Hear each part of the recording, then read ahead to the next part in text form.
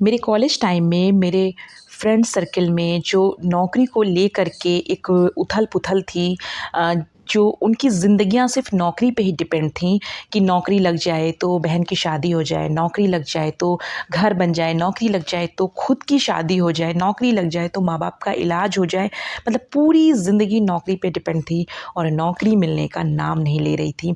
तो उन लोगों की परेशानियों को देखते हुए मैंने 4 लाइनें लिखी थीं, जो कि मैंने अपने फ़ेसबुक और इंस्टाग्राम पे डाला था। चूँकि मेरी फ़ेसबुक और इंस्टाग्राम पे कोई फ़ैन फ़ॉलोइंग है नहीं, मेरा प्राइवेट अकाउंट है, तो कुछ 10-12 मेरे फ्रेंड सर्किल में ही वो लाइनें मेरी सर्कुलेट करके रह गईं।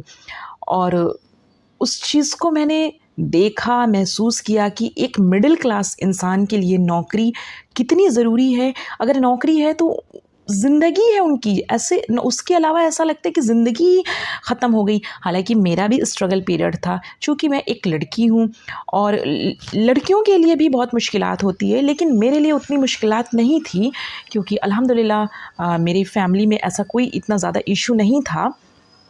तो मैंने उन लोगों के लिए ये लाइनें लिखी थीं। माँ-बाप के चेहरे पे एक मुस्कान चाहिए, बेरोज़गार हैं सरकार रोज़गार चाहिए। माँ की उम्मीद से भरी निगाहें और ख़ामोश चेहरा, बाप के लड़खड़ाते कदम और झुकी हुई कमर, शर्म से अब अपने ही घर में जीने नहीं देती। खैरात तो नहीं माँगी हमने, हमें काम चाहिए, बेरोज़गार हैं सरकार रोज़गार चाहिए।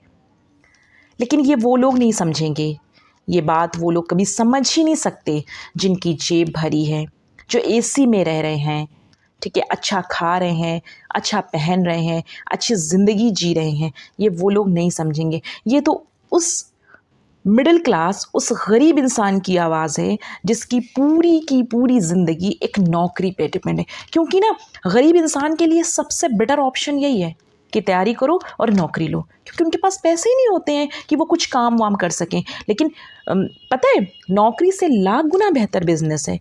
हालांकि उसमें रिस्क भी ज़्यादा होता है, उसमें झमेले भी ज़्यादा होते हैं, टेंशन्स भी ज़्यादा होता है, लेकिन नौकरी से लाख गुना बेहतर है। लेकिन करेगा कौन? जिसके पास पैसा होगा, जिसके पास खाने को पैसे नहीं हैं।